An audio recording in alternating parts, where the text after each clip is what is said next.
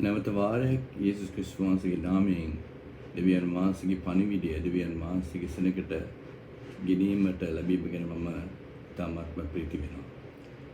දෙවියන් වහන්සේගේ පණිවිඩය දෙවියන් වහන්සේගේ ජනතාවට දෙවියන් වහන්සේ බලාපොරොත්තු වෙන විදිහට ලබා දීමට තමයි දෙවියන් වහන්සේගේ දාසයන් කටයුතු කළ යුත්තේ. විශේෂයෙන්ම අද අපි ඉන්නව මේ අභියෝග හමුවේ දෙවියන් වහන්සේගේ පණිවිඩයේ සත්‍ය භාවය පිළිබඳ අපි අපේ දෙවියන් වහන්සේ තෝරාගත් ස්වභාවයට අවබෝධ කළ යුතුයි. අනේ ඒ උදෙසා තමයි සහෝදර සහෝදරනි මම දෙවියන් වහන්සේගේ වචනේ ඒ හරි ආකාරයෙන්ම පැහැදිලි කළා ඔබලා වෙත ඉදිරිපත් කරන්න. අපිට ජයගත යුතු අභියෝග කීපයක්ම තියෙනවා. අද ශාරීරික ප්‍රශ්න වලට අමතරව අපිට තියෙනා වූ ආත්මික අභියෝග ඉතාමත් බැලෑරු. මොකද මෙතනදී අපි දකින දේවල් තමයි දෙවියන් වහන්සේගේ සෙනඟට දෙවියන් වහන්සේ පිළිබඳ තියෙන අවබෝධය හරියාකාර අවබෝධයක් නැත්නම් ඔවුන් නොයෙකුත් ආකාරයේ කටයුතු වලට නියැලෙනවා. ඒ නිසා තමයි දෙවියන් වහන්සේගේ පණිවිඩයේ ගෙන එන දාසයන්ට ලොකු වගකීමක් තියෙනවා. වගකීම තමයි දෙවියන් වහන්සේගේ ආත්මය මඟ පෙන්වීම මත දෙවියන් වහන්සේගේ සත්‍ය ගෙන හැර ප්‍රකාශ කිරීම. අපි ගිය සතියේදී සඳහන් කරා පැහැදිලිවම දෙවියන් වහන්සේගේ සලස්මේ පංගුකාරයක් වීමට දෙවියන් වහන්සේගේ ඒ මහිමාන්විත ධන සම්භාරයට අත්දැකීමක් ලබන්නට නම් දෙවියන් වහන්සේගේ කරුණාවේ ධන සම්භාරය අත්දැකිය යුතුයි කියලා. ඒ වගේම අපි සඳහන් කරා දෙවියන් වහන්සේ විසින් අපිට සූදානම් කරලා තියෙන මහිමාන්විත ශරීරය ආත්මික ශරීරය පිළිබඳ ඉතාමත් වැදගත්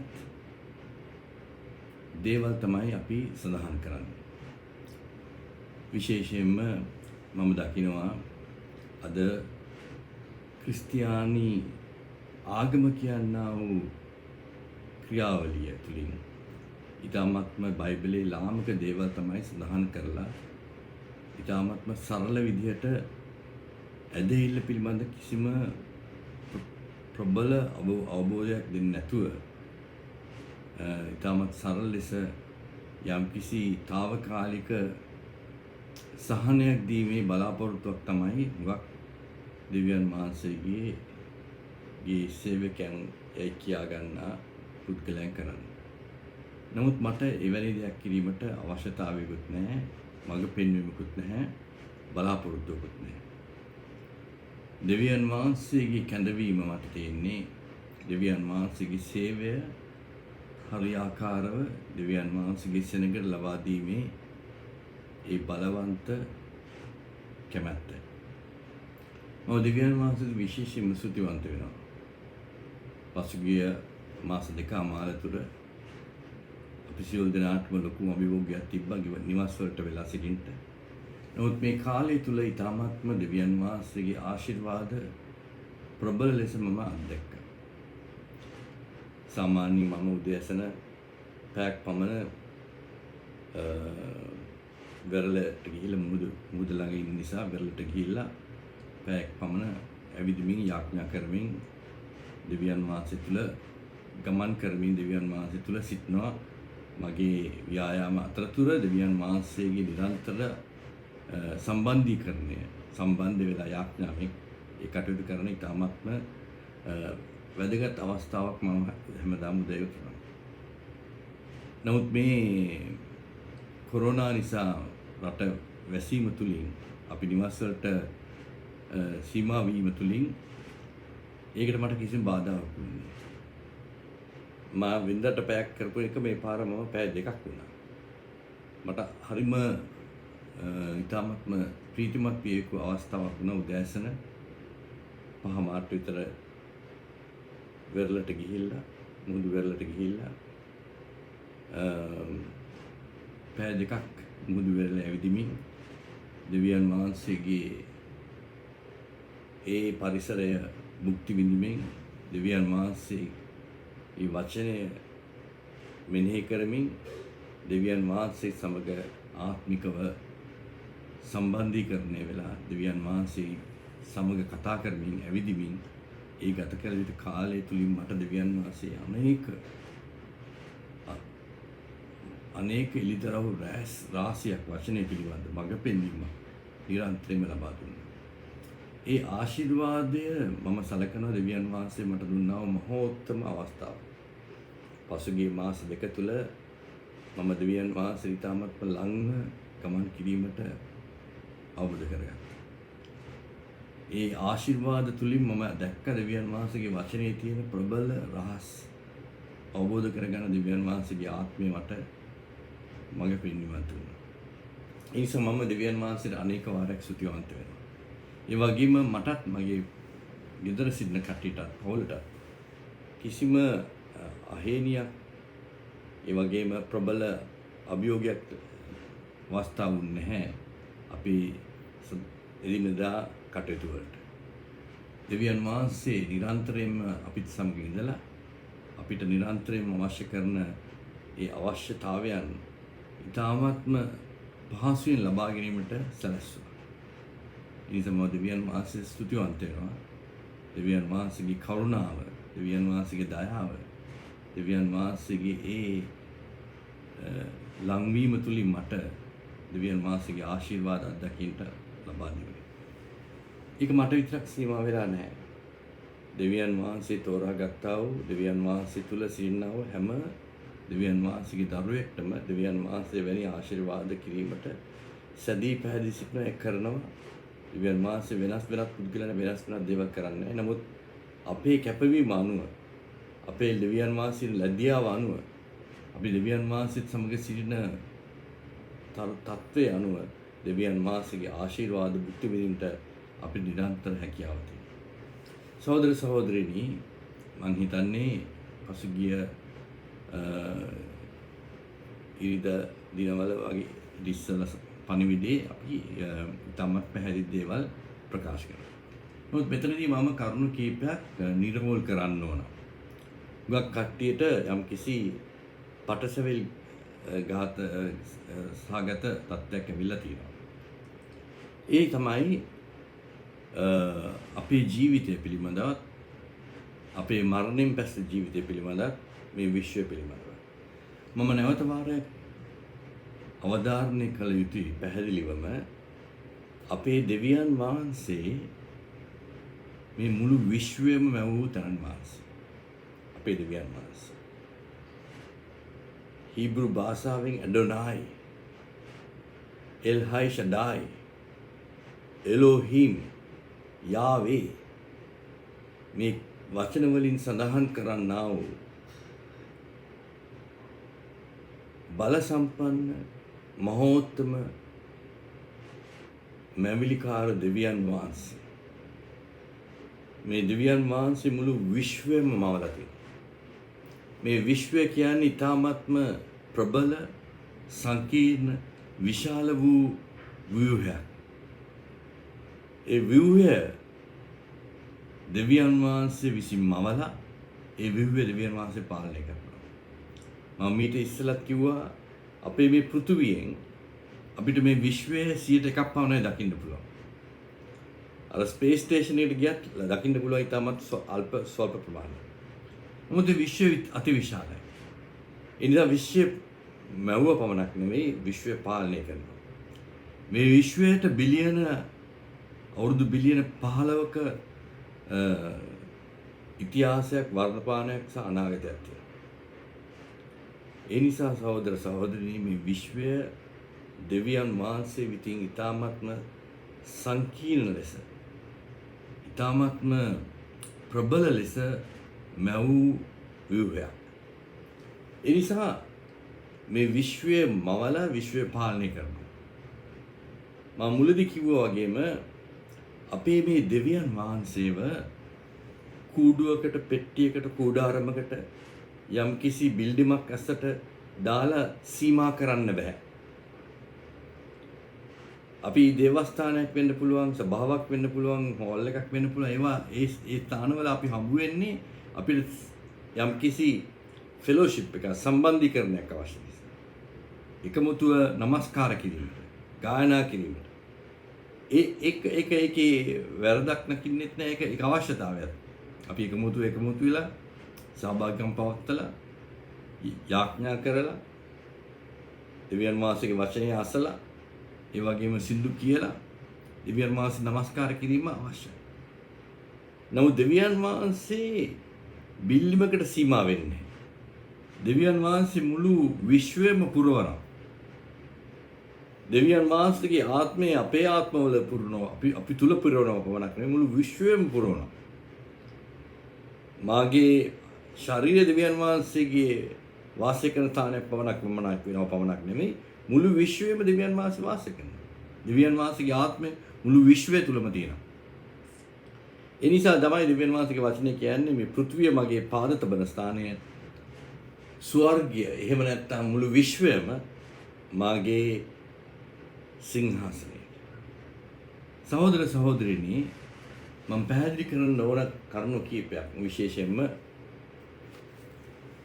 යෝහන් සුභාරංචියේ මම මෙලනත් කිව්වා 14 වෙනි පරිච්ඡේදයේ දෙවැනි වගන්තිය. මාගේ පියාණන් වහන්සේගේ ගෘහයේ බොහෝ වාසස්ථාන ඇත්තේ. එසේ නොවුනේ නම් මම උඹලාට කියනවා. මක් නිසාද උඹලාට ස්ථානයක් පිළියෙල කිරීමෙන් ස්වාමීන්. මාගේ පියාණන් වහන්සේගේ ගෘහයේ යේසුස් වහන්සේ තමයි කියන්නේ මාගේ පියාණන් වහන්සේගේ ගෘහයේ විවිධ වාසස්ථාන තියෙනවා. ඒ නිසා මෙතන සඳහන් වෙන්නේ පියාණන් වහන්සේගේ ගෘහය කියන්නේ මේ යම්කිසි ස්ථානයකට නෙමෙයි. යම්කිසි සභාවකටත් නෙමෙයි. දෙවියන් වහන්සේගේ ගෘහය කියන්නේ මේ විශ්වය. මුළු විශ්වයම තමයි දෙවියන් වහන්සේගේ ගෘහය. දෙවියන් වහන්සේ මේ විශ්වය තුලම සිටිනවා. අපේ හදවත්වලත් සිටිනවා. මගේ හදවතත් ඉන්න පුළුවන්. තවත් දහස් ගණන්ගේ හදවත්වල ඉන්න පුළුවන්. මුළු විශ්වයම තුලම ඉන්න පුළුවන්. මම ලංකාවේ ඉන්නවා මගේ හදවතේ ඉන්නවා. තව කෙනෙක් ඇමරිකාවේ ඉන්නවා එයාගේ හදවත තුල ඉන්න පුළුවන්. තව කෙනෙක් එංගලන්තේ ඉන්නවා එයාගේ හදවත. තව කෙනෙක් ඕස්ට්‍රේලියාවේ ඉන්නවා. තව කෙනෙක් ඇෆ්‍රිකාවේ ඉන්නවා එයාගේ හදවත තුල. දෙවියන් වහන්සේ මුළු විශ්වයම පුරවනවා. රටක් පමණක් නෙමෙයි.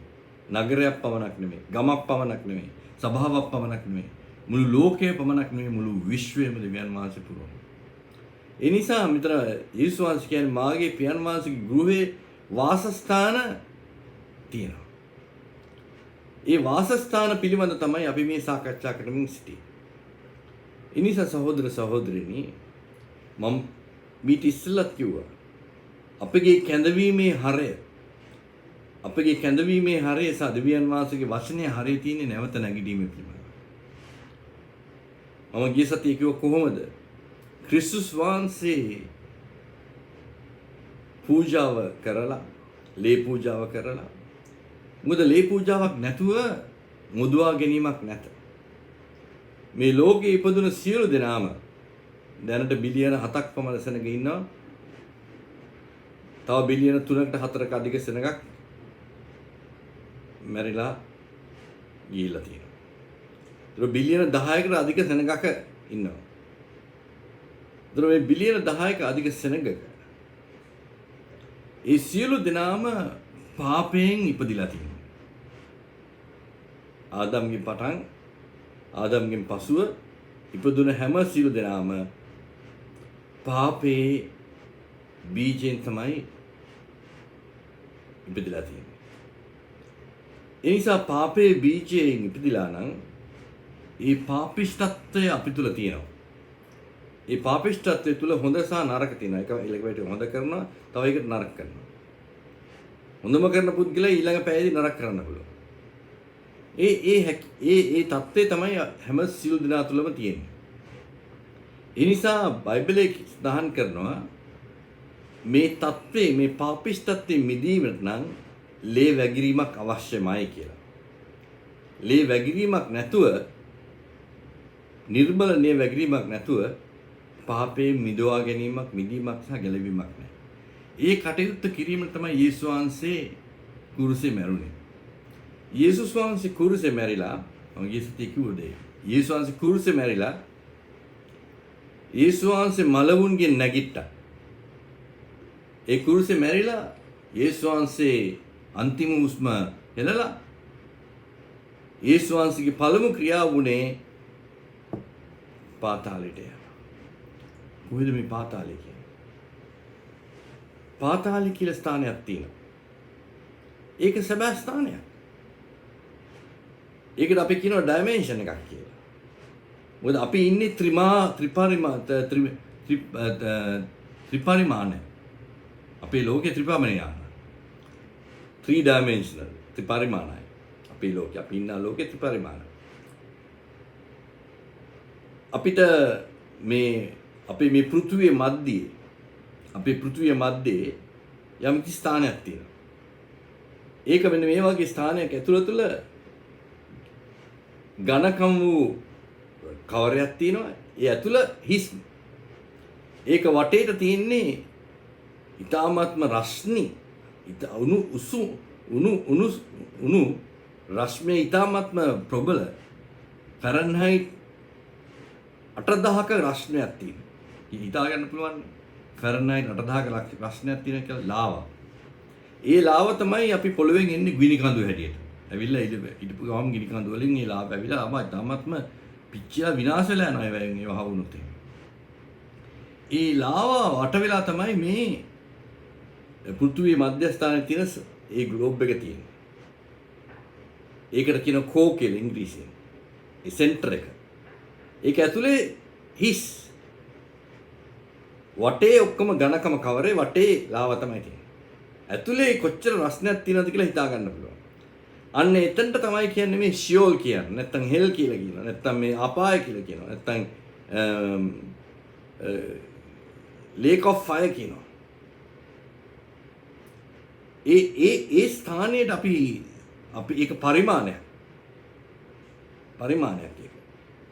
එතකොට සහෝදර සහෝදරීනි අපි පැහැදිලි කළගත යුත්තේ ගේසුමානේ.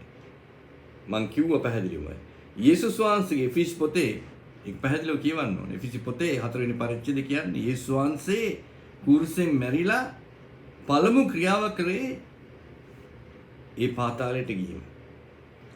ඒ තුල හිරගත වෙලා සිටිය කණ්ඩායම. හැමෝම මැරෙන හැම පුද්ගලයෙක්ම ඒ තැනට තමයි ගෙනියන්නේ.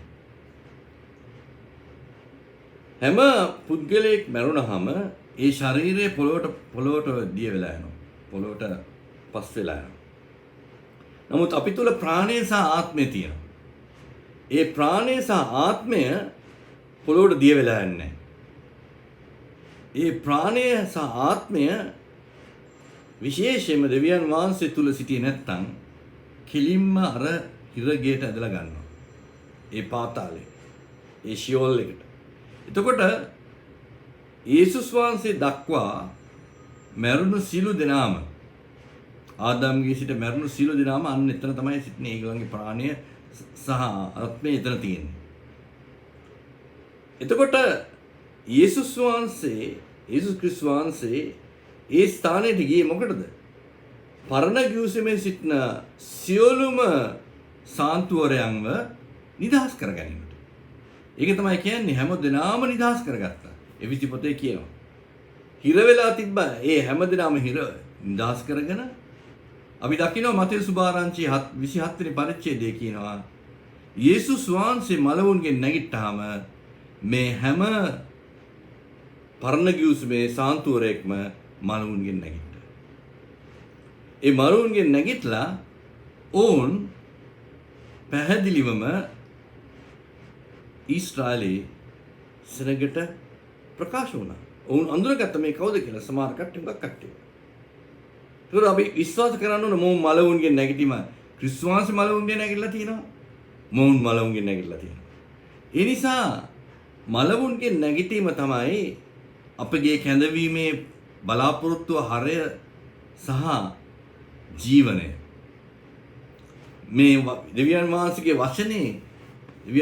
වචනේ සම්පූර්ණ පටන් ගන්න මේ සිට අවසානයේ දක්වා උප්පත්ති පොතේ හා ඉල්දරව පොත දක්වා පදනම වෙලා තියෙන්නේ නැවත නැගිටීම. නැවත උපදීම. නැවත නැගිටීම මලවුන්ගේ. සහෝදර සහෝදරනි, මේ පිළිබඳ අපි ඉතාමත් වැදගත් විදිහට අවබෝධ කරගන්න. මොකද දෙවියන් වහන්සේගේ වචනේ සත්‍ය අවබෝධ කරගන්න. ඒ නිසා තමයි යේසුස් වහන්සේ පැහැදිලිවම කිව්වේ මාගේ පියාණන් වහන්සේගේ ගෘහය එන මේ විශ්වය තුල වාසස්ථාන තියෙනවා. ඒ වාසස්ථාන වලට තමයි අපි මේ ඩයිමෙන්ෂන්ස් කියලා කියන්නේ. දැන් අපි ඉන්නවා මේ වාසස්ථානයේ මේ පෘථුවිය 3 dimensional ත්‍රිපරිමාණ ලෝකෙ. ඒතර අපි මරුණාම දෙවියන් වහන්සේගේ ලේවල මුදවා ගැනීමක් නැති කට්ටිය ලේ කරන කොටගෙන මුදවීමක් නැත්තම් කෙලින්ම අර ස්ථානේ තමයි අපේ ප්‍රාණය හිර වෙන්නේ. ඒක තමයි දෙවියන් වහන්සේගේ වචනේ පැහැදිලිව කියනවා. යෙසායා පොතේ 14 වෙනි පරිච්ඡේදයේ ඒත් නුඹ පාතාලේ නම් වලේ ගැඹුරට බසිනවා ඇත. කාටද මේ කියන්නේ? ලුසිෆර්ට කියනවා. නුඹ මා නිර්මාණය කරේ යම් දෙයකට, නමුත් නුඹ කඩා වැටෙනවා. දෙවියන් වහන්සේ ਉਹ විනිශ්චය කරලා කියනවා ඒත් නුඹ උසස්ම තානේ හිටියට නැත්තේ. උසස්ම තානේ සිටියට නැත්තේ. දෙවියන් වහන්සේගේ විශ්වයේ සරිලන්න උට අවස්ථාව දුන්න දෙවියන් වහන්සේ. ඒත් දෙවියන් වහන්සේ කියන ඒත් නුඹ පාතාලේ නම් වලේ ගැඹුරට බසිනවා ඇත. ඒක එක. එතකොට අපි බලමු මේ වගේම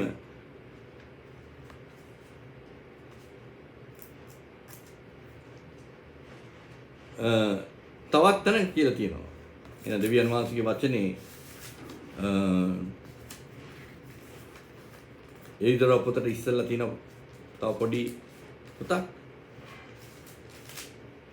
ඒ පොතේ සඳහන් වෙනවා ධම්මත් වැදගත් දෙයක්.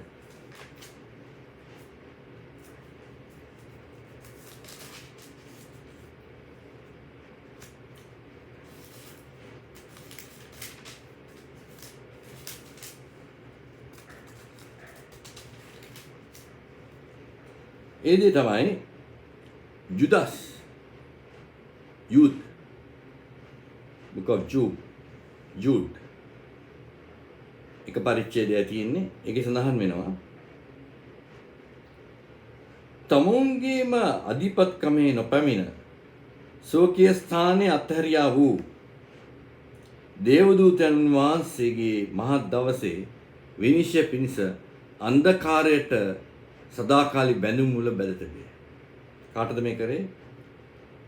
තමුන්ගේ අධිපතිකමෙහි නොපැවිත සුවකීය ස්ථානයේ අත්හැරියා වූ දේවදූතයන් උන්වහන්සේ මහත් විනිශ්චය දවසේ අන්ධකාරයට අර කර දක්වා අන්ධකාර සදාකාල බැඳුම් වල. මේ කියන්නේ කාටද? ලුසිෆර් සමග දෙවියන් වහන්සේගේ දේවදූතයන්ගෙන් තුනෙන් එකක් ලුසිෆර් සමග විනිශ්චයට බාධා වුණා දෙවියන් වහන්සේට විරුද්ධ වීම. එතනින් සඳහන් වෙන්නේ මොකද්ද? උන් කියනවා තමන් සිටි අධිපතිකමින් අත්තරලා තමා සිටි වාසස්ථානයේ අත්තරලා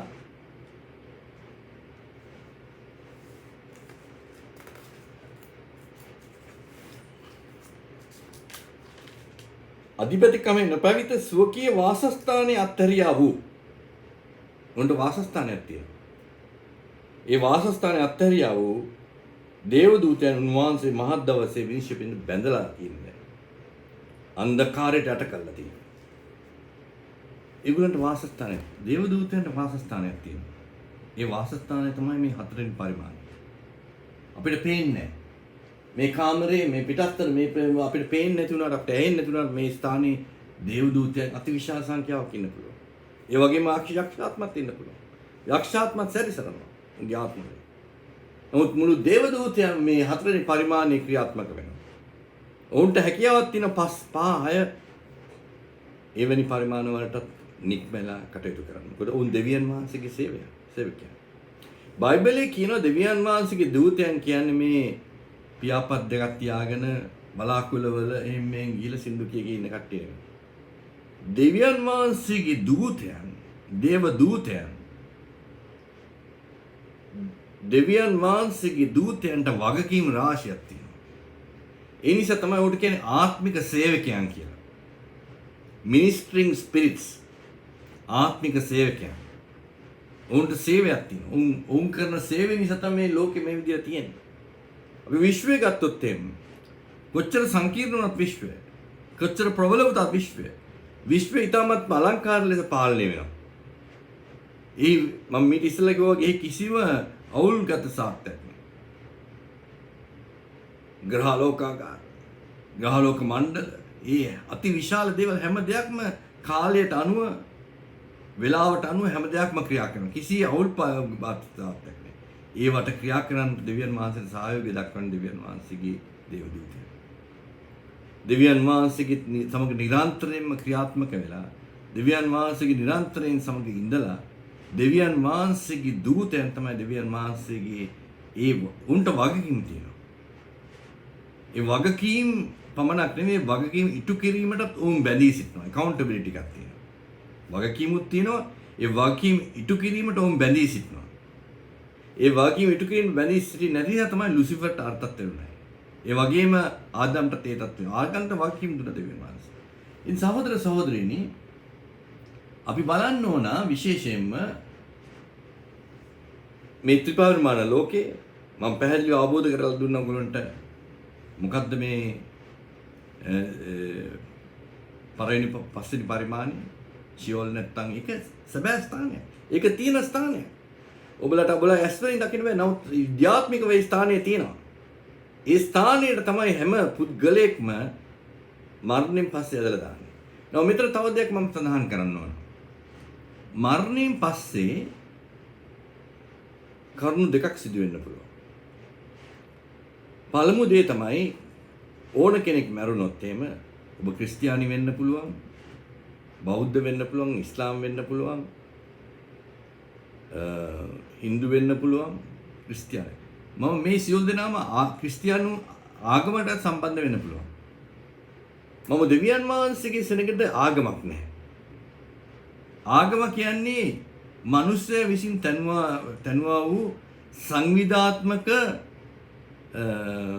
දෙයක්. ආගම් වල ලොකු දේශපාලනිකත්වයක් තියෙනවා. ආත්මික තත්ත්වයට වඩා දේශපාලනික තත්ත්වයක් තමයි තියෙන්නේ. ඒක පාලනය කරන්නේ මිනිස්සයාට ඕන විදියට. මිනිස්සයාගේ ගැනීම තමයි ආගම තුල තියෙන්නේ. ක්‍රිස්තියානි ආගමකුත් තියෙනවා. ඒ ආගම තුල නිකායන් ගොඩක් තියෙනවා. කතෝලික සභාව, ඇංග්ලිකානු සභාව, මෙතඩිස්ට් සභාව, Assemblies of God, Catholic Square, Calvary, ඔක්කොම මේ වගේ නොයෙකුත් අති විශාල මේ වගේ ක්‍රිස්තියානි සභාව තුල, ක්‍රිස්තියානි ආගම තුල සංවිධාන 3000ක් තියෙනවා ලෝකේ. සංවිධාන නොයෙකුත් නිකායන් 3000ක් තියෙනවා ක්‍රිස්තියානි ආගම තුල. නමුත් මේ හැම දෙයක්ම දෙවියන් වහන්සේ නිර්මාණය කළා නැහැ. මිනිස්යාට ඕන විදිහට මිනිස්යාගේ අදහසක් අනුව, මිනිස්යාගේ කැමැත්ත අනුව නිෂ්පාදනය වුණු නිර්මාණය වුණු දේවල් තමයි මේ ආගම. ක්‍රිස්තියානි ආගම. හැම ආගමක්ම එහෙමයි. ඉස්ලාම් ආගම, බෞද්ධ ආගම සහ හින්දු ආගම.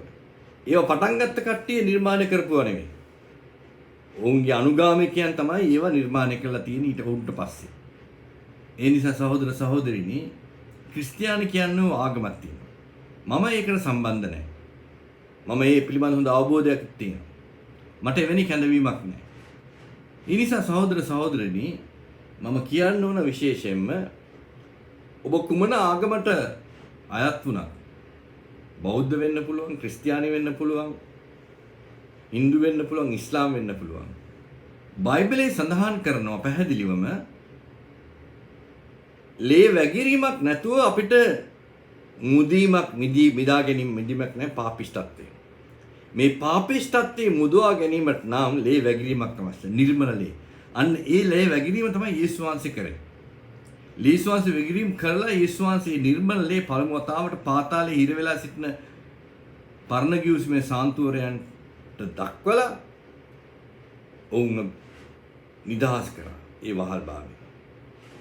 සහෝදර සහෝදරිනි, යම්කිසි කෙනෙක් මැරුණාම ඔහුගේ ශරීරය මේ පොළොවට දිය වෙලා යනවා. පස් වෙලා යනවා. පස් බවට පත් වෙනවා. නමුත් ආත්මයයි ඔහුගේ ප්‍රාණයයි ආත්මය එහෙම වෙන්නේ නැහැ. මම මීට ඉස්සෙල්ලත් පැහැදිලි කරා මම බැංකුවේ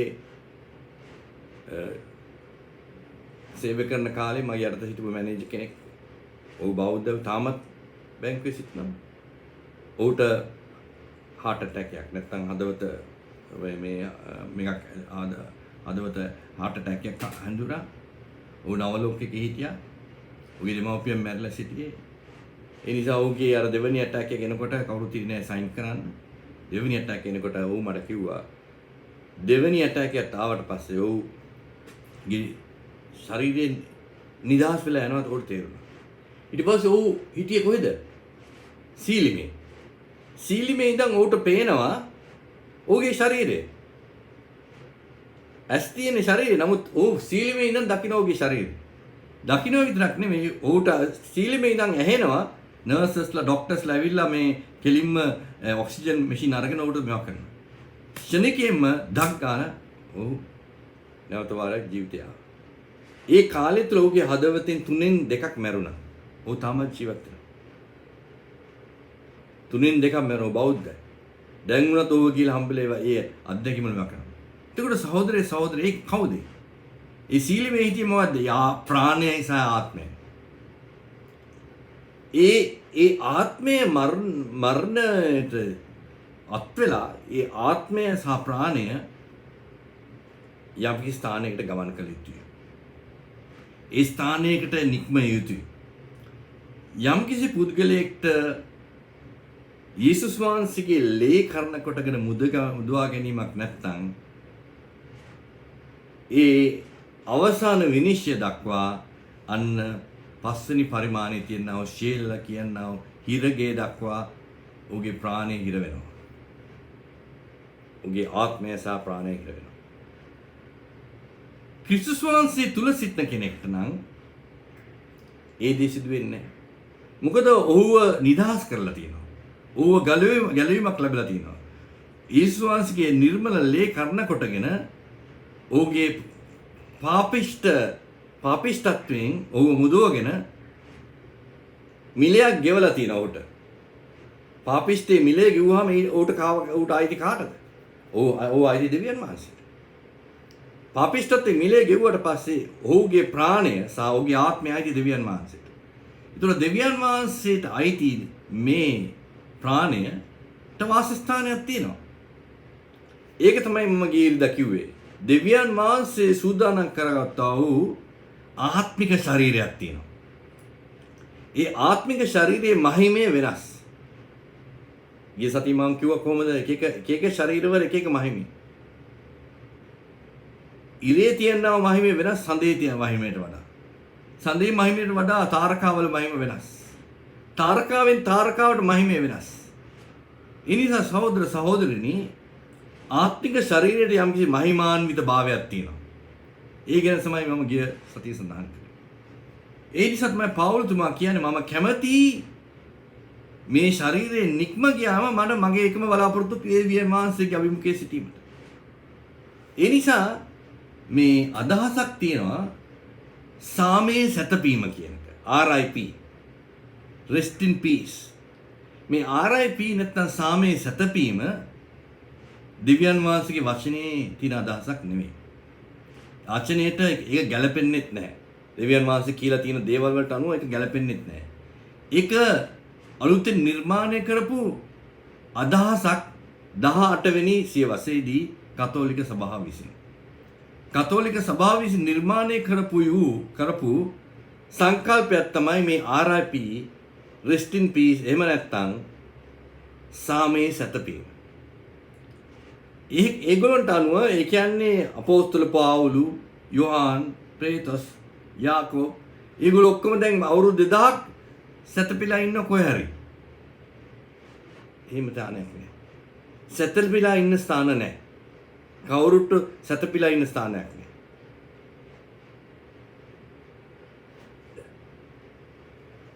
අපේ ශරීරයෙන් යම් දෙයක් අත්දකින්න ඕන. අපේ ප්‍රාණයෙන් තමයි උඟක් දේවල් අත්දකින්නේ. මං කිව්වා අර පුද්ගලයා මරණාසන්න අත්දැකීම ලැබුණා.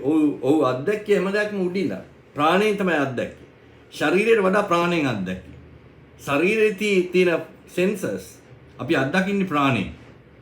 ඒතකොට අර අපි ෂියෝල් එකට ගියත් ඊතර තියෙන උෂ්ණත්වය අවබෝධ කරගන්නේ අපේ ප්‍රාණයෙන්. වෙන ඒක දැනෙන්නේ. සහෝදර සහෝදරිනි, එතකොට පවුලතුමා පැහැදිලිව සඳහන් කරනවා ඉතාමත් වැදගත් කරුණු කීපයක්. අපි මේ පිළිබඳ යොමු වෙමු. මම කියනවා පළවෙනි කොරින්ති දෙවෙනි පරිච්ඡේදයේ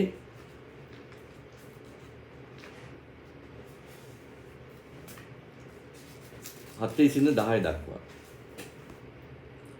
එසේ වී නමුත් සම්පූර්ණ වන තැනැත්තාන් අතරේ අපි ප්‍රඥාව කතා කරමු. සම්පූර්ණ තැන අතරේ අපි ප්‍රඥාව කතා කරමු. එනම් මේ ලෝකේ නොහොත්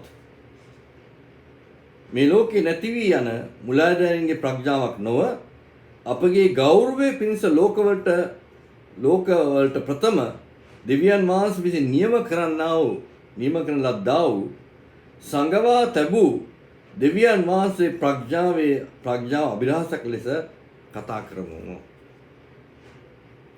ඒ ප්‍රඥාව මේ ලෝකේ මුලාදෑන්ගෙන් කිසිවක් නොදනි. දැන සිටියානම් ඔවුන් මහාන්තන්තේ ස්වාමින්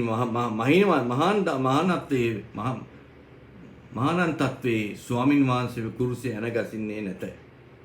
නමුත් ලියා තබන ලෙස දෙවියන් වහන්සේ විසින් තමන් ප්‍රේම කරන්නාවන්ට සූදානම් කළ යම් දෙයක් ඇද්ද?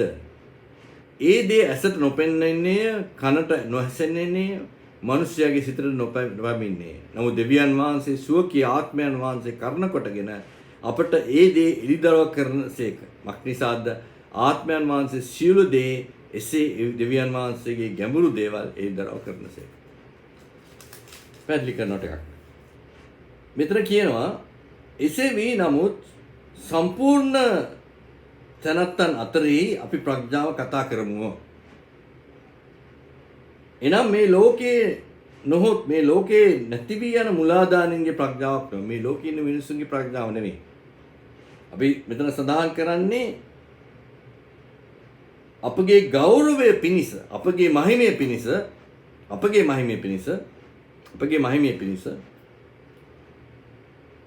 දෙවියන් වහන්සේ විසින් නියම කරන ලද්දා වූ සංගවා තබූ දෙවියන් වහන්සේගේ ප්‍රඥාවේ අභිරහස. මේව අභිරහස තියෙනවා. දෙවියන් වහන්සේගේ ප්‍රඥාවේ අභිරහස දෙවියන් වහන්සේ එළිදරව් කරගෙන යනවා.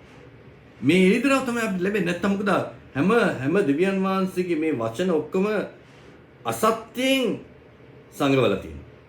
ඒ එළිදරව් ලබා ඉන්සම ඒසෝන් කියන්නේ නුඹලා සත්‍ය දැනගත්තාම සත්‍ය නුඹලාව නිදහස් කරනවා. දෙවියන් වහන්සේගේ ආත්මය දීලා තියෙන්නේ සත්‍ය දැන ගැනීමට. ඒ ප්‍රඥාව නම් මේ ලෝකෙ මුලාදැන කිසිවෙක් දන්නේ නැත. දෙවියන් වහන්සේගේ ප්‍රඥාව මේ ලෝකෙම කට්ටිය දන්නේ නැහැ. දන්නවා නම් ඒ දැනීම එළිදරව් තිනවන ක්‍රිස්තුස් වහන්සේ ගුරුසේ මරන්නේ නැහැ කියලා දෙවියන් වහන්සේ වචනේ කියනවා. එහෙමනම් මිත්‍ර කියනවා. නමුත් ලියා තිබෙන ලෙස දෙවියන් වහන්සේ විසින් Taman ප්‍රේම කරන්නන්ට සූදානම් කළ දෙයක් ඇත. දෙවියන් වහන්සේ විසින් Taman ප්‍රේම කරන්නට සූදානම් කළ දෙයක් ඇත. නමුත් ඒ දේ ඇසට නොපෙනෙන්නේ, කනට නොඇසෙන්නේ, මනුෂ්‍යයාගේ සිතට නොපැනෙන්නේ. නමුත් දෙවියන් වහන්සේ සුවකී ආත්මේ කරන කොටගෙන අපට කී දේ එළිදරව් කළසේක. මක්නිසාද ආත්මයන් වහන්සේ සියලු දේ එසේම දෙවියන් වහන්සේ ගැඹුරු දේවල් සොයනසේක. මේවා දෙවියන් වහන්සේ ගැඹුරු දේවල්. අපගේ ජීවිතය පිළිබඳ, අපේ බලාපොරොත්තු පිළිබඳ, අපේ අනාගතය පිළිබඳ. ඒ නිසා සහෝදර සහෝදරිනි, පෞල්තුමා කියනවා අපේ ඇස් වලට දැකලත් නැහැ, කන් වලට ඇහෙලත් නැහැ, හිත හදවත දැනලත් නැහැ. දෙවියන් වහන්සේ විසින් සූදානම් කළා තියෙනවා.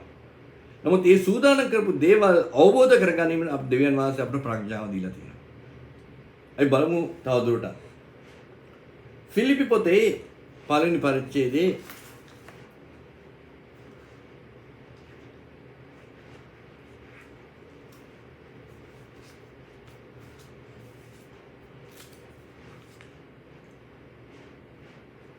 පළවෙනි පරිච්ඡේදයේ 20 සහ 23 දක්වා. ඒ හැටියට මම කිසිවක් ගැන ලැජ්ජාවට නොමැමිනේ. සියලු ආකාර නිර්භයව සිටීමේ මගේ ශරීරය කරන කොටගෙන ජීවිතයක් වේවා මරණයක් වේවා නිරන්තරයෙන්ම ක්‍රිස්තුස් වහන්සේගේ ගෞරවයට පැමිණීම මාගේ තද බලාපොරොත්තුව. වක්ද පාත්නාවක්ද වේ. මොකද ඔහුගේ බලාපොරොත්තුව නිරන්තරයෙන්ම මරණය වේවා ජීවිතය වේවා ක්‍රිස්තුස් වහන්සේව ගෞරවයට පැමිණීම තමයි මගේ ශරීරය තුළ ක්‍රිස්තුස් වහන්සේව ගෞරවයට පැමිණීම තමයි මගේ ප්‍රධාන බලාපොරොත්තුව. මක්නිසාද මා ජීවත් වීමට නම් ක්‍රිස්තුස් වහන්සේ උදෙසාය. මා ජීවත් වෙන්නේ ක්‍රිස්තුස් වහන්සේ උදෙසාය. මරණය මට ලාභයක්. නමුත් මාංශයේ ජීවත් වීම මට කොටස මගේ වැඩවලින් ප්‍රයෝජන ඇති නිසාය. කොයි තෝරා ගැනීමද මම නොදනිමි. නමුත් මම මේ දෙක මැද සිටිමි. මගේ ආශාව නම් තුරන්ව ගොස් ක්‍රිස්තුස් වහන්සේ සමග විසීමටය. මක්නිසාද ඒ බොහෝසෙයින් වඩා හොඳය. පවුල්තුමා මෙතන පැහැදිලි කරලා කියනවා මොකද ඔහු කියන්නේ? ඔහු කියන්නේ ඔහුගේ බලාපොරොත්තු දෙකක් තියෙනවා. බලාපොරොත්තුවක් තියෙනවා. බලාපොරොත්තු තමයි මේ ශරීරයෙන් නික්මීමට ඔහුගේ වැඩි කැමැත්තක් තියෙනවා. ශරීර නික්මීමට වැඩි කැමැත්තක් තියෙනවා. මොකද ඔහු කියන මේ ශරීරයේ නික්මුණොත් මම දෙවියන් වහන්සේ ඉදිරියේ සිටීම සිදු වෙනවා කියලා. ඉතින් ඒක තාමත් ප්‍රබල ලෙස එතුමා මෙතන සඳහන් කරනවා.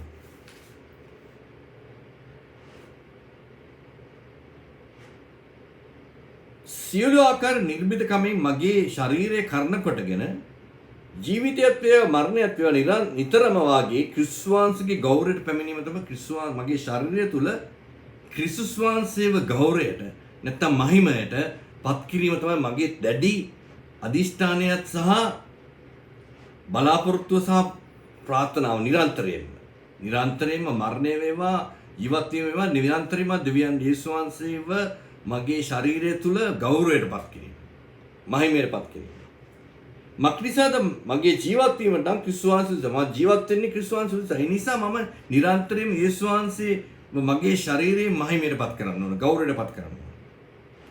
මරණය මට ලාභයක්. ඔහු කියනවා මරණය මට ලාභයක් කියලා. නමුත් මාංශයේ ජීවත් වීම මගේ වැඩවලින් ප්‍රයෝජනයක් ඇති නිසා කොයි එක තෝරාගෙනද මම කැමති නැහැ. මගේ වැඩවලින් යම්කිසි සේවයක් ලැබෙනවා මම කරානේ සේවය දෙවියන් වහන්සේගේ සේවය කරන නිසා ඒ සේවයෙන් ලාභ ලබන සබාව සිටිනවා. ඒ නිසා ඔහු දන්නේ මොකද්ද ඔහු තෝරගන්නේ කියලා ඔහු කියනවා. ඔහු කියනවා නමුත් මම මේ දෙක මැද හිර වී සිටිනේ. මොකද්ද දෙක? ඉඳලා මේ සේවය කරන එකත් නැත්තම් ශරීරයෙන් නික්මලා යේසුස් වහන්සේ ඉදිරියේ සිටීම. මගේ ආශාව නම් තුරන්ව ගොස් ක්‍රිස්තුස් වහන්සේ සමග විසීමටය. තුරන්ව ගොස් ක්‍රිස්තුස් වහන්සේ සමග සිටීමටය. මක්නිසාද ඒ බොහෝ වඩා හොඳය. ඔහුගේ ප්‍රබල ආශාවක් තියෙනවා. මෙතන පවුල් තුමා කියන වචනේ සහෝදර සහෝදරනි ඔහු කියන්නේ මෙතන මම ගිහිල්ලා නිකන් අවුරුදු ගාණක් සැතපීලා ඉන්න ආසාවක්. ඊට වඩා ලොකු වගකීමක් ඔහු කියන්නේ. ඒ නිසා පවුල් තුමා පසුගිය අවුරුදු 2000 කොහේරි සැතපීලා කොහේරි මුල්ලක වලාකුලක යම්කිසි ස්ථානයක සැතපීලා හොඳ නැප්පයක් අරන් හිටියේ සින්දුහාම හිටියේ නෙමෙයි. පවුල් තුමා කියනවා මේ ශරීරයෙන් නික්මීම මට ආසාවක් තියෙනවා. කැමැත්තක් තියෙනවා. මේ ශරීරේ මට ඒක තමයි මගේ කැමැත්ත. මේ ශරීරේ ජීවත් වෙන යම් කෙනෙක්ට සේවයක් සැලසෙනවා. මොකද සභාවට සේවය අවශ්‍ය නිසා. නමුත් ඕකින මම දෙකට මැදව ඉන්නවා. මගේ වැඩි කැමැත්ත තියෙන්නේ මේ ශරීරයෙන් නික්ම ගිහිල්ලා ක්‍රිස්තුස් වහන්සේ අභිමුඛයේ සිටීමටයි. ඒ නිසා තමයි පවුල් තුමා කියන්නේ මම බලාපොරොත්තු වෙන මට ඔටුන්නක් ධර්මිෂ්ඨකමේ ඔටුන්නක් තියෙනවා. මම මගේ කටයුතු නිමා කරලා තිනවා. මට දැන් ධර්මිෂ්ඨකමේ ඔටුන්නක් තියෙනවා. ඉතින් ඒ ඔටුන්න යම් කිසි කෙනෙක් ඔටුන්නක් පලදන්නේ රජ කෙනෙක්. රජ කෙනෙක් වෙන්නේ ඌට වගකීම් දෙන නිසා. මොකද වගකීම්? ඌට වගකීමක් තියෙනවා ඌගේ රටවැසියන් යම් කිසි විදියට පාලනය කරන්න. මඟ පෙන්වීමක් කරන්න. ඌට අවශ්‍ය කරන දේවල් ඌට වගකීමක් තියෙනවා. රජ කෙනෙක්ට ලොකු වගකීමක් තියෙනවා. ඔටුනු පලදන්නෙක්ට වගකීම් තියෙනවා. ඒ නිසා පවුල්තුමා ඔටුන්නක් පලදන එකේ ධර්මිෂ්ඨ ක්‍රියා කිරීමේ ධර්මිෂ්ඨකමෙන් යම් කිසි දේවල් ඉටු කිරීමේ වගකීම් තියෙනවා. ඒ නිසා සහෝදර සහෝදරිනි ස්වර්ගීය ස්ථානවලට යන පුද්ගලයෝ ඉතින් දෙවියන් වහන්සේගේ ඩයිමෙන්ෂන්ස් වල නැත්නම් පරිණාම වලට ඒ හැම පරිණාමයකම වගකීම් රාශාවක් තියෙනවා. නිකන් බලාකුළක සතපිලා සින්දු අහගෙන ඉන්න ස්ථානයක් නෙමෙයි මේ ස්වර්ගයේ මේ හුඟක් මිනිස්සු මවලා පෙන්වන මේ විදියට. එවැනි ස්ථානයක් නෙමෙයි.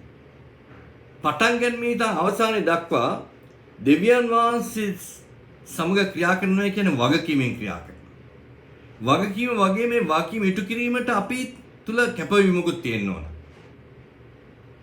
ඒ නිසා තමයි මූලික මැවුම දෙවියන් වහන්සේගේ මූලික මැවුම ලුසිෆර්.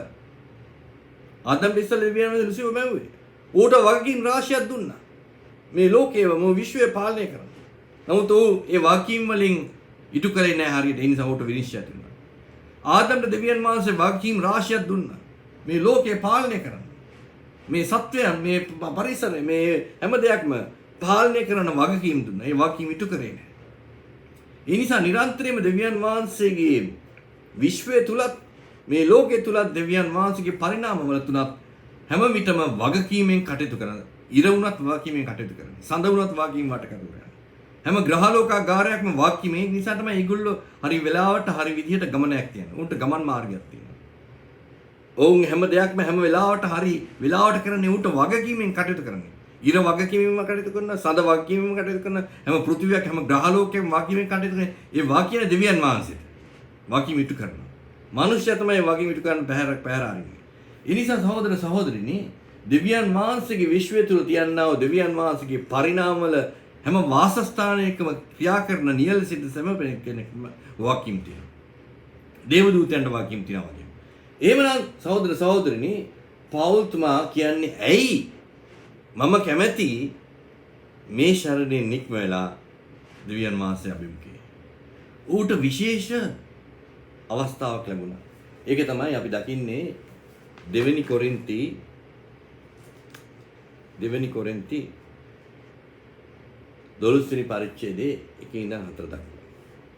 පාරට්ටු කිරීමට ප්‍රයෝජන නැති වුණත් නමුත් මට ඕන කරේ. නමුත් ස්වාමින් වහන්සේගේ දර්ශනයන් එළිදරවුන්ද කියන්නෙමි. ක්‍රිස්තුස් වහන්සේ තුල මිනිසෙක් දනිමි. ඔහු දස සතර අවුරුද්දකට ප්‍රථම තුන්වෙනි ස්වර්ගයට පවා ඇද ගන්නා ලද්දේය. එසේ උනේ ශරීරයෙන් යුක්තවද ශරීරයෙන් වියුක්තවද කියා මම නොදනිමි. දෙවියන් වහන්සේ දන්නාසේක. එයාකාර මිනිසෙක් පාරාදීසයට ඇදගනු ලැබ කියන්ට බැරි වූ මිනිසෙ විසින් නොකියූ යුතු වචන ඇසූ බව දනිමි.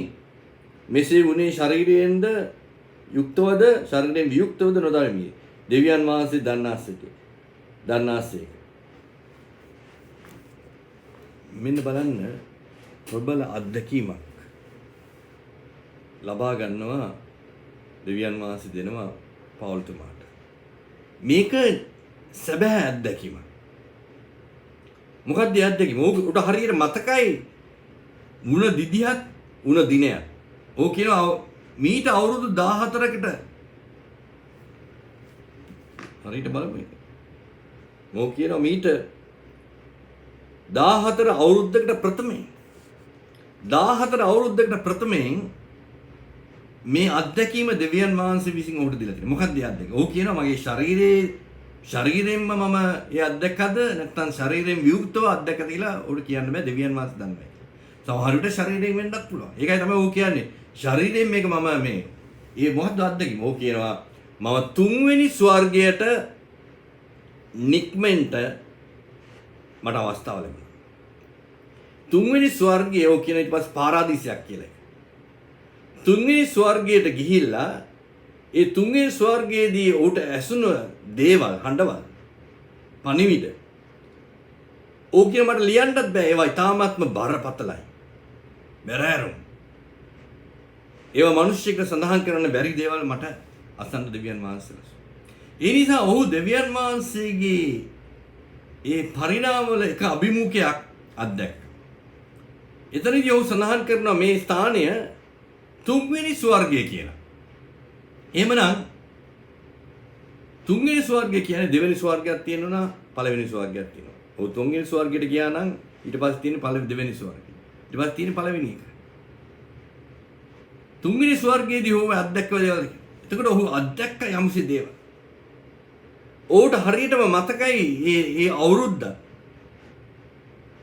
ඒක ඇත්ත සිදුවීමක්. නියත සිදුවීමක්. නමුත් ඔහුට කියන්න බෑ මේක ශරීරයෙන් වුණාද ඔහුට දෙවියන් වහන්සේ ශරීරයෙන් පිටස්තර වුණාද. නමුත් අත්දැක්කා. එහෙනම් එවැනි පරිමාණයකට ඔහු නික්ම ගිහිල්ලා දෙවියන් වහන්සේගේ අභිමුඛයේ තියනා ওই පරිණාමයක දේවල් අත්දැකින්න සඳහා. ඉන්නේ ඒ අත්දැකීම නිසා ඔහුට යම්කිසි ටේස්ට් එකක්. එහෙනම් ඒ අත්දැකීමක් තියෙනවා. ඒ අත්දැකීම තියෙන නිසා තමයි සහෝදර සහෝදරනි ඔහුට බලාපොරොත්තුවක් තියෙනවා.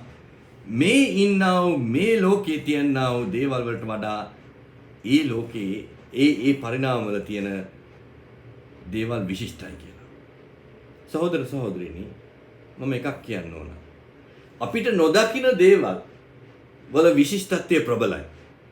මේ අපිට නොදකින දේවල් වල පරිණාම අපි ඉන්නේ ත්‍රිපරිමාණ ලෝකයක. අපි පැහැදිලි කරා හතරවෙනි පරිමාණය මොකක්ද කියන්නේ? අපි දකින්න බෑ. පස්වෙනි පරිමාණය අපි දක්න සියල්ල ඒක දකින්න බෑ. ඒක මරණයෙන් පස්සේ අත්දකින්න ප්ලේස් එකක් ස්ථානයක් මේ දෙවියන් වහන්සේ තුල නැති කට්ටියට පමණක්. කියන හයවෙනි පරිමාණයක් තියෙනවා. හත්වෙනි පරිමාණයක් තියෙනවා. අටවෙනි පරිමාණයක් තියෙනවා. නවවෙනි පරිමාණයක් තියෙනවා. 10 වෙනි පරිමාණයක් තියෙනවා. පවුල් තුමාට අවස්ථාවක් ලැබුණා යම්කිසි පරිමාණයකට යන්න. ඒ තමයි තුන්වෙනි ස්වර්ගය කියලා කියන්නේ. සහෝදර සහෝදරිනි මේ දෙවියන් වහන්සේගේ විශ්වයේ තියනා වූ 10 පරිමාණය ඊටාත්ම ප්‍රබලයි. මේ අපිට නොපෙනෙන දේවල් ලෝකෝත් දේවල් සිදු වෙනවා. අපිට සිදු වෙන අපිට ඇස්සෙන් දකින්න නමුත් ඊටාත්ම අලංකාර දේවල් සිදු වෙනවා. දෙවියන් වහන්සේගේ ඇත්තටම පොඩ්ඩක් කල්පනා කරලා බලන්න. දැන් මම මේ ටෙලිවිෂන් බලනකොට මේ ටෙලිවිෂන් එකේ මම දකිනවා ඊටාත්ම පුද්ගලයෝ ඇවිල්ලා කතා කරනවා, නිවුස් කියනවා, ඩාන්ස් කරනවා, සින්දු කියනවා. නමුත් ඒගොල්ලෝ මෙතන නෙමෙයි කරන්නේ ඒක. මම ටෙලිවිෂන් එකේ දකින්නේ. නමුත් ඒක වෙන්නේ සිදු වෙන්නේ කොහෙද? යම් කිසි ස්ටුඩියෝ එකක මේ කොළඹ වෙන්න පුළුවන්, ලන්ඩන් වල වෙන්න, නිව්යෝක් වල ස්ටුඩියෝ එක. ඒ ස්ටුඩියෝ එකකින් සිදුවෙන දේවල් නිවුස් කියන්නේ ලන්ඩන් වල වෙන්න පුළුවන්, නිව්යෝක් වල, කොළඹ වල වෙන්න පුළුවන්. ඒ සිදුවෙන ස්ටුඩියෝ එකෙන් ඒවා බීම් කරනවා සැටලයිට් එකට. සැටලයිට් එකට බීම් කරලා ඒ සැටලයිට් එකෙන් තවත් ඇන්ටෙනාස් වලට ඒ බීම් එකේ ඒවා සිග්නල්ස් ගන්නවා. ඒ සිග්නල්ස් අරගෙන තමයි අපිට මේ ටෙලිවිෂන් එකේ ඇන්ටෙනාවක් තුලින් අපිට ඒ සිග්නල්ස් අරගෙන අපේ ටෙලිවිෂන් එකේ මේවා දකින්න පුළුවන්. අවුරුදු හැතැම්ම දහස් ගණන් මේ මූදිනුත් එතර සෙනඟ එවෙලේ කතා කරන දේවල් අපි දැන් ඇහෙන්න පුළුවන්. ශනිකයෙන් අපිට අහෙන්න පුළුවන් තව කෙනෙක් වෙන තරක නිව්යෝක් වල ඉඳන් ලන්ඩන් වල ඉඳන් කතා කරන දේවල් සිදුවෙන දේවල් අපි දකින්න පුළුවන්. කොහොමද ඒක සිදුවෙන්නේ? මුළු ස්වර්ගයේම මොකක් වයර් කරලා නැහැ. වයර් කරලා තියෙන්නේ මේ අපේ ගේ ඇතුළත පමණයි. ඇන්ටෙනා තියෙන්නේ එතන තමයි. නෝ මේ ඇන්ටෙනා ඒව ලබා ගන්න කොහොමද? සිග්නල්ස් ලබා ගන්න කොහෙන්ද? මේ ස්පේස් එකෙන්. ස්පේස් එකේ මොනවද තියෙන තරංග, වේව්ස්. ඒ වේව්ස් වලින් තමයි මේ කලර් එක, සවුන්ඩ් එක ඔක්කොම ගමන් කරන්නේ. ශබ්ද ඔක්කොම ගමන් කරන්නේ මේ වේව්ස් හරහා. ඒ වේව්ස් ඒ තරංග ආයිති කාටද? ඒ තරංග ආයිති දෙවියන් වහන්සේට. දෙවියන් වහන්සේ තමයි මේ තරංග නිර්මාණය කරලා තියෙන්නේ. තරංග වල අයිතිවාසිකම තියෙන්නේ දෙවියන් වහන්සේට. මේ සැටලයිට් කම්පැනිස් වලට, ටීවී කම්පැනිස් වලට, රේඩියෝ කම්පැනිස් වලට නෙවෙයි. දෙවියන් වහන්සේගේ ඒ තරංග පාවිච්චි කරලා තමයි මේ සැටලයිට් හරහා, ඇන්ටෙනා හරහා මේ පණිවිඩ අපි මේ සංවිධානය මේවල් පින්තූර ලබා ගන්න, සවුන්ඩ් එක ලබා ගන්න. එහෙමනම් සහෝදර සහෝදරිනි මේ දෙවියන් වහන්සේගේ නොපැමිණෙන දේවල් වල නොයෙකුත් දේවල් සිදු වෙන්න පුළුවන්. සවුන්ඩ් එක යනවා, කලර් එක යනවා. මම මූදර ගියාම දකින්නවා විශේෂයෙන්ම මේ වැස්ස කාලේදී දේ දුන්නා. මේ පාට 7 දේ දුන්න පැහැදිලිව පේනවා බලාකුලේ. කොහොමද ඒක වෙන්නේ? ඉර තියෙන්නේ මිලියන හැතැම්ම මිලියන 1000 ගණන් ඈතින්. එවැනි ඈතින් තියෙන ඉරේ ඉරු රැස් වලාකුළු වලට පතිනකොට ඒ ආලෝකය එතකොට යාලේ ඒ කලර් එකම යන්නේ. කලර් එක කොහෙන්ද යන්නේ? තරංග මාලාවලින් ගිහලා ඒක පත. සහෝදර සහෝදරිනි, මේ කලර් එක තියෙන්නේ ඒ තරංගවල. ඒ වේව්ස් වල. ඒ නිසා තමයි නොපැමිණෙන දේවල් අපේ දකින දේවල් වලට අදහංකාරයි. අපි මේ ලෝකෙට වඩා මූද ඇතුලේ උඳ ලොකු අලංකාරයක් තියෙනවා. ඒ වගේම අපිට නොදකින්න මේ පරිමාණ පහක් තියෙනවා. ඒ පරිමාණ පහ ඊ타ත්ම අලංකාරයි. ඊ타ත්ම විශිෂ්ටයි. විශිෂ්ට පමණක් නෙමෙයි ඊ타ත්ම ක්‍රියාශීලී, ක්‍රියාකාරයි. ඒ තරංගවල තමයි සවුන්ඩ් යන්නේ. කලර්ස්, ඉමේජස් ඔක්කොම යන්නේ තරංග හරහා. ඒ නිසා සහෝදර සහෝදරිනි, ඒ නිසා තමයි දෙවියන් වහන්සේ කියන්නේ මට මම නුඹ විසින් තෝරා සූදානම් කරපු ශාරීරික ආත්මයක් තියෙනවා. ආත්මික ශරීරයක් තියෙනවා. Body, spiritual body. එතකොට අපිට මේ ආත්මික ශරීරය දෙවියන් වහන්සේ විසින් සූදානම් කරලා තියෙනවා. ඒ නිසා අපි ක්‍රිස්තුස් වහන්සේ තුල සිටනවා නම් අපි මරණය අත්දැක්කොත් එහෙම අපිට වෙන ප්‍රබලම දේ තමයි දෙවියන් වහන්සේගේ පරිණාමයකට යටත් වීම. දැන් අපි මම තව දෙයක් කියන හුඟක් කට්ටිය හිතනවානේ අපි මේ සාමයේ සිට බෑ කියලා. අපි බලන්න සහෝදර සහෝදරිනි, යේසුස් වහන්සේත් එක්ක මැරෙනකොට තව හොරෙකුත් මැරුණා. හොරු දෙන්නෙක් මැරුණා. එක්කෙනෙක් දෙවියන් වහන්සේව යේසුස් වහන්සේ පාච්චල් කරා. අනිත් එක්කෙනා යේසුස් වහන්සේව ගේ හොඳ කිව්වා. ඕක කිව්වා ලූක් සුභාරංචියේ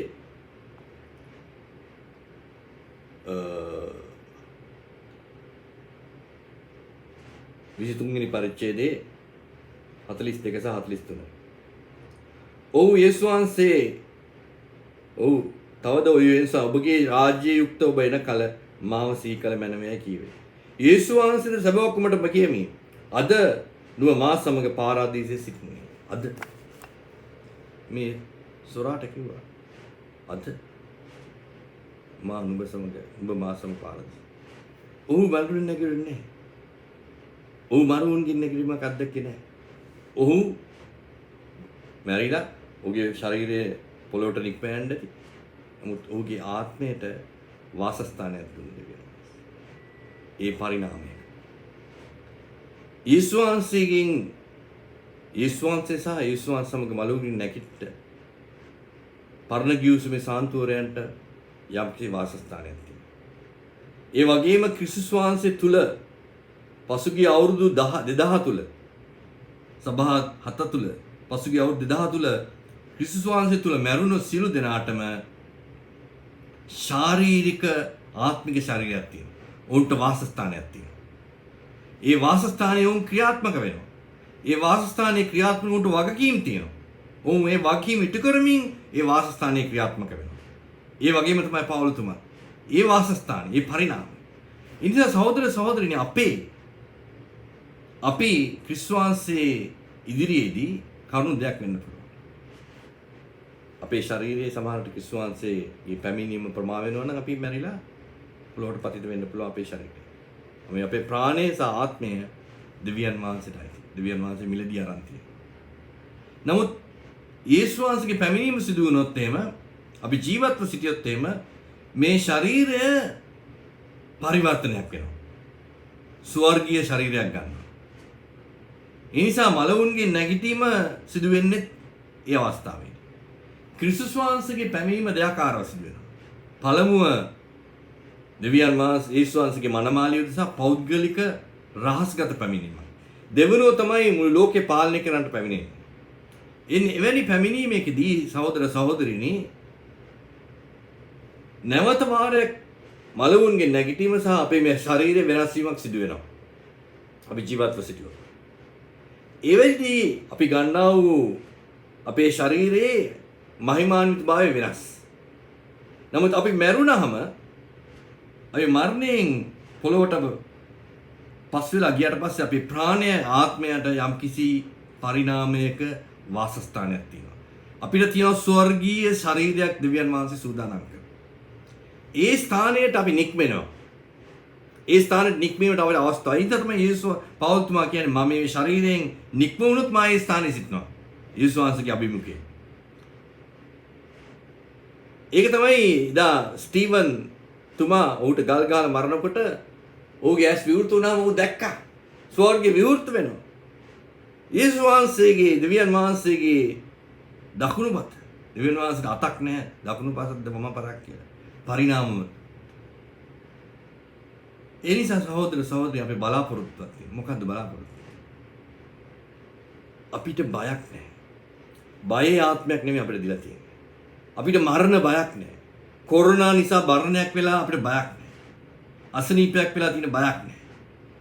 අපි දන්නවා මේ ශරීර කූඩුවෙන් අපි නික්ම වුණොත් එහෙම මේ ශරීරය අපි මැරිලා අපි වයසනුව මැරෙන්න පුළුවන් වෙන ක්‍රියාවකින් මැරෙන්න පුළුවන්ද? ඒ මැරුණත් එහෙම මේ ශරීරය පොළොවට පස් වෙලා ගියාට පස්සේ අපේ ප්‍රාණය අයිති දෙවියන් වහන්සේට. මොකද ਉਹ මිලදී අරගෙන තියෙනවා. අපේ ආත්මය අයිති දෙවියන් වහන්සේට. ඒ නිසා අපේ ප්‍රාණය ආත්මය සූදානම් කරපු ශරීරයක් තියෙනවා. ඒක ආත්මික ශරීරයක්. ඒක තියෙන්නේ පරිමාණයක. ඒ පරිණාමයට නික්මවීමට අපිට අවස්ථාවක් ලැබී තියෙනවා.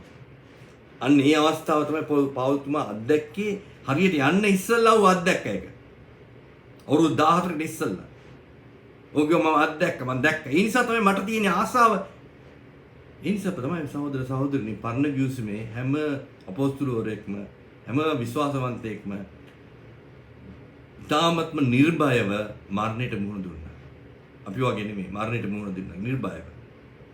මොකද ඔහු දැක්කා මරණයෙන් පස්සේ තියන්නා වූ දේ මේ ජීවිතයේ දේට වඩා ඉතාමත්ම අලංකාර විශිෂ්ටයි ප්‍රබලයි. සහෝදර සහෝදරිනි මේ ජීවිතයට වඩා ප්‍රබල දෙයක් තමයි දෙවියන් වහන්සේ අපිට තෝරගන්නේ.